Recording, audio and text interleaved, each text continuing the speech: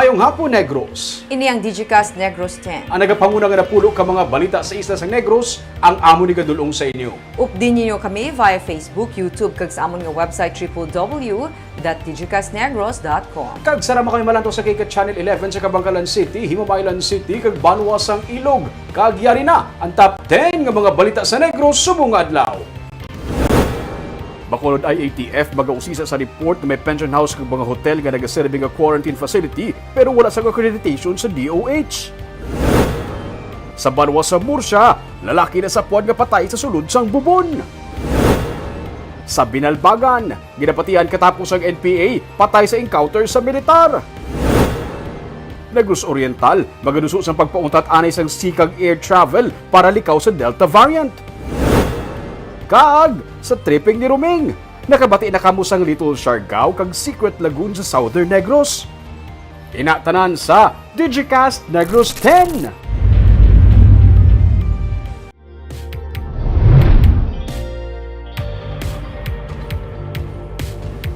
Sa number 10, 125 ka mga pineapple farmers ang nagbaton sang solar-powered nga decortating machine kaina sang aga.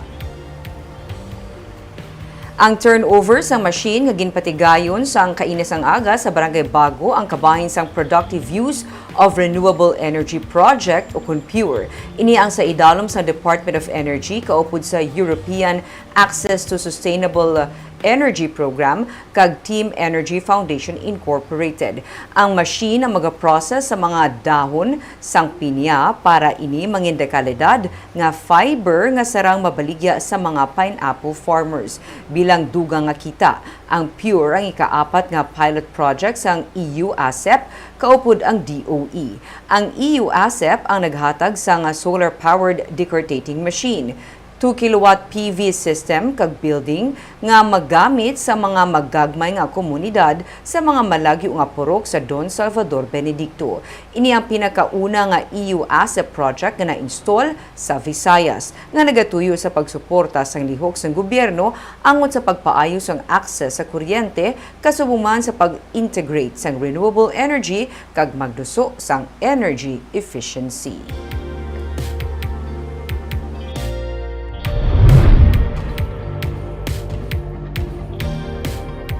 Sa number 9, 15,000 ka dose ng Sinovac vaccines nag-abot sang kahapon sa probinsya. Nagkapabilin nga mataas ang utilization rate sa vaccine rollout sa Negros Occidental. Sa datos gikan sa talatapan sa Provincial Administrator, ang rollout sa Sinovac vaccine sa Agosto 5 ang era sa 91.96%. Sa 9,814 ka vials nga gin-deliver, 9,025 ang nagamit. Sa Agosto 4 naman, sa 6,576 ka Sinovac vaccine nga gindulong, 5,269 ang nagamit. Sunod sa kay Governor Eugenio Jose Lacson, as of press time, wala niya panapatod kung ang Negros Occidental may batunon man nga moderna nga vaccine. Parayo naman nga ang pagpapaskog sa kampanya sunod sa kay Lacson sa mga senior citizen nga magpabakuna kay madamo pa sa gihapon ang wala nakapavaccine. Sa mga government procured vaccines, nagsugod naman ang probinsya sa pagbakuna sa mga yara sa A4 category o kung economic frontliners. Of course, we always welcome any vaccines that arrive here. We will welcome. And obviously, how popular din ang Janssen because one dose lang, no? But we don't know when we will be receiving those grants again, no? But as I said, any grant that comes into Negros, we welcome it.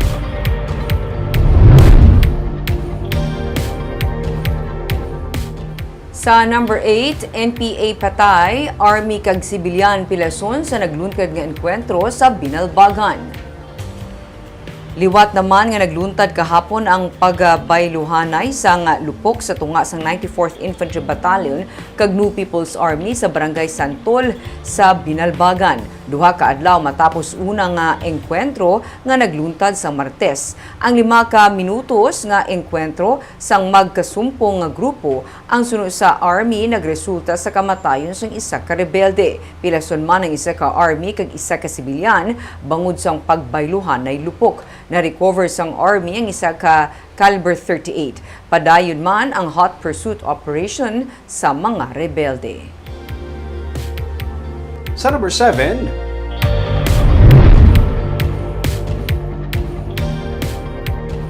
malapit sa 800,000 pesos ka balor sang shabu nakuha sa buy-bust operation sa barangay Takuling sa Bacolod.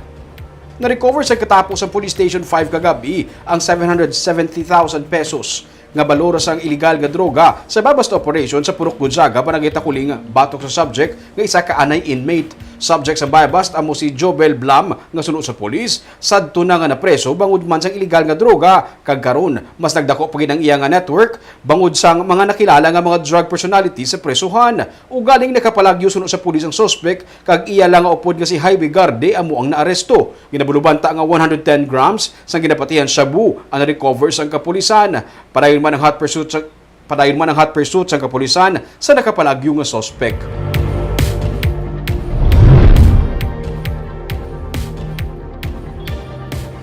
Sa number 6, lalaki na sapwan nga patay sa bubon.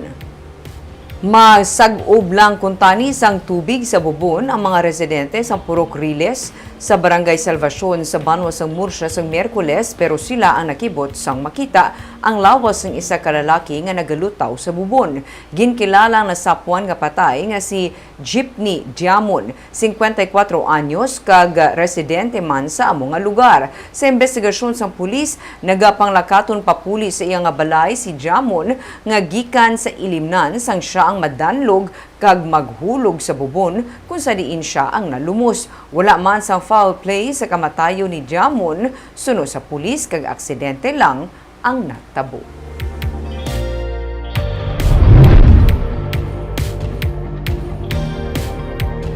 Sa number 5, Department of Health nagpahayag nga hindi matuod kung wala sang bakuna, wala sang ayuda o kung hindi pwede makasulod sa trabaho. Inagin paatag sa DOH sa piyak sa nagalagaw nga fake news nga kung wala bakuna, hindi pwede magsulod sa trabaho o kung hindi man makabaton sang ayuda gikan sa gobyerno. Panawagan sa DOH, hindi na kuntani pagpalaptahon ang among impormasyon bangod sa ini ang rason o kung ini ang isa sa mga rason kung nga hinari nagdagsa ang tao sa mga vaccination centers. Sa Department of Labor and Employment Advisory No. 3 Series of 2021, pwede mahaylos ang employer sa ila sining mga empleyado nga magpabakuna. Pero ang isa ka empleyado nga wala babakunahan, ang hindi dapat ka-discriminate. Sa idalom sa Republic Act 11525, ang bakuna ang hindi dapat pagahimuon nga requirement sa pagpangita sang trabaho.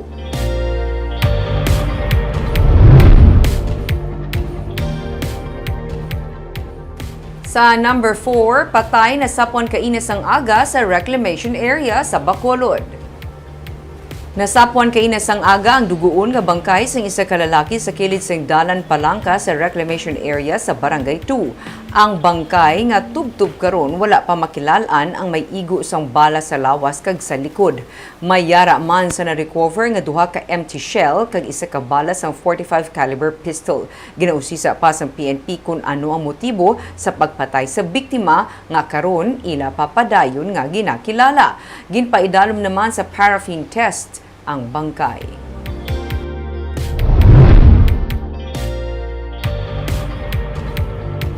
Sa number 3, Negros Oriental ang posible nga magsuspend anay sang sea kag air travel inagot tumalikawan ang pagsunod sang Delta variant sa ilang probinsya.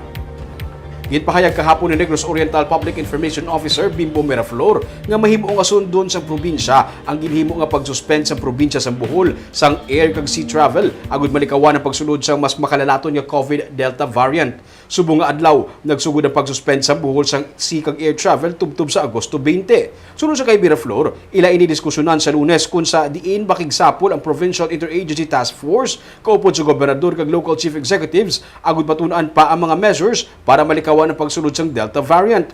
Ang Negros Oriental ang karon may ara sang 435 active cases, 22 ka mga bag-o nga kaso ang nagdugang sang kahapon kag 15 ka mga new recoveries. Samtang ang Negros Occidental naman ang may ara sang 56 ka mga bag-o nga kaso sang COVID-19 kag 40 ka mga bag-o nga recoveries, 1,103 ang active cases sa probinsya. 849 naman ang active cases sa Bacolod nga may 39 new cases kag 73 new recoveries sang kahapon. Sa number 2,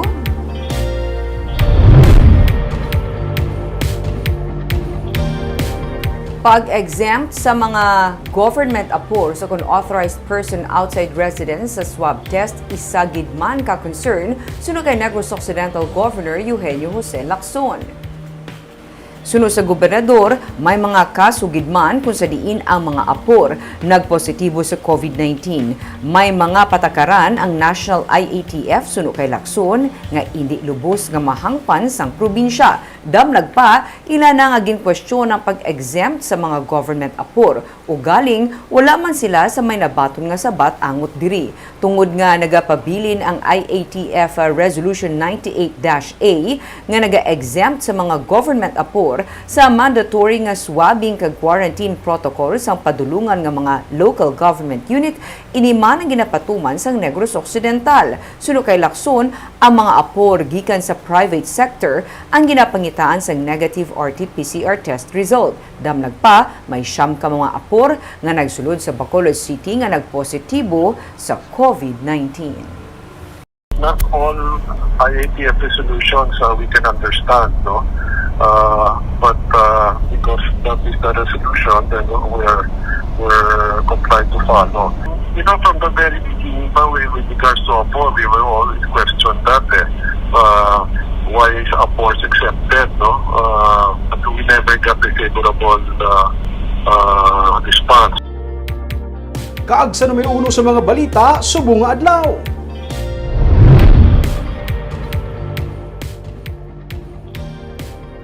Bacolod Interagency Task Force nagausisa sa karon kung bala miyara sa mga pension house o kung mga hotel nga nag-ooperate bilang quarantine facility bisan pa wala sang accreditation gikan sa Department of Health. May report si Nico Delfin.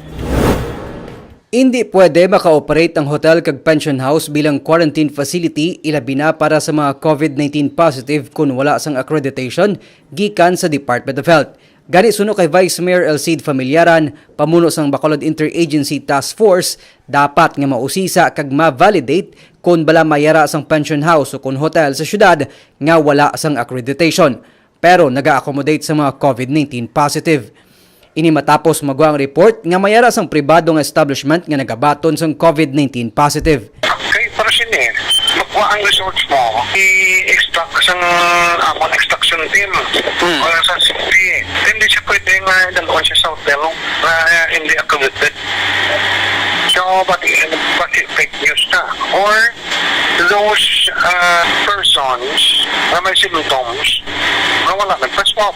Ginsiling man ni Familiaran nga ang tanan nga mga COVID-19 positive ang ginakuha sa extraction team nga amo naman ang naga-coordinate sa barangay kag sa mga natukod nga quarantine facility. Ang Bacolod kag Negros Occidental Government ang naghinyo sang kooperasyon sa mga hotel kag pension houses sang magsaka ang COVID-19 cases ang nagligad nga tuig. Siling ni Provincial Administrator Attorney Refrando Diaz, tanan nga mga quarantine facility nga gin-utilize ang probinsya ang mayara sang DOH accreditation. Kami nag-issue kami certification that this hotel is in or muna pwede maka-quarantine. And normally, with that, kapadala ko na yun staff after the certification is issued. Pero kadaman sa mga gingamit nga mga hotel kag pension houses, ilabi na para sa mga OFW, ang wala naman karon ginagamit sang probinsya kag syudad bangod sang pagnubo sang COVID-19 cases kag sang kakulang sang government medical personnel nga magabantay sa pasilidad. Nico Delfin para sa Digicast Negros. Kag sa tripping ni Ruming, nakabati na kamubala sang Little Siargao kag Secret Lagoon sa Southern Negros. Hindi tanan sa ato nakahibalo nga may lugar gali nga ginatawag nga Little Siargao sa Negros. Isa ini ka tago nga barangay nga makabig isa man ka isla. Balud, check. Kalubihan, check. Dagat, check. Ini tanan sarang may experience kag makita diri. Wala sang pamalay kag hindi lutakon ang dagat kag matinlo pa. Ang Secret Lagoon naman, may mga cottages sa palibot kung saan pwede makakaon ng pamilya nga layo sa iban nga mga customer. Preska ang dapyas ang hangin, kag may Secret Lagoon nga view. Pwede makaboating kag stand-up paddleboarding. Pwede makakape, samtang naga-relax sa sining nga view. Buwas, update nyo ko aton ini pang tultulon sa tripping ni Ruming.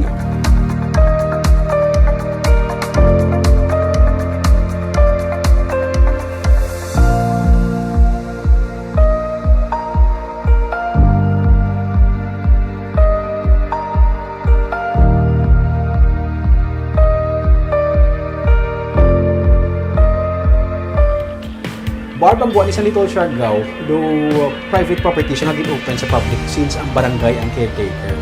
So, barangay ang nag-caretaker. So, kung magsulod ka lang, pangabayan sa barangay, nga kung inyong nadala mo sulod, nandun pagwa. Wala ibilin yung basura. Basura, ang walang problema niya. Kaya iman nga nagasinulod lang, kapit-bit basura, ginabayaan lang sa lugar. So ano man, inang public siya? Pwede Public anybody siya. can go there? Actually private property, but in-open na sa public, basta ang barangay lamang situate na masunod lang ang mga protocols, or sila mismo ang barangay nagkapatigan sa coastal cleanup para ma-maintain ang katindo sa lugar. So do hindi pagit siya nga sila nga resort? Or... Hindi ba siya resort bar? Okay. Kag si Secret Lagoon ang tawag sa tag-iya sa Iyaga Lagoon. Fish pond sa nga doon nag-turn out kido lake. Pwede ka ka-boating, bali na ang viewers ang nagkakaon ka. Basi damo naman tumakad to. Hindi, gina-control man sang kuan asa nagabantay.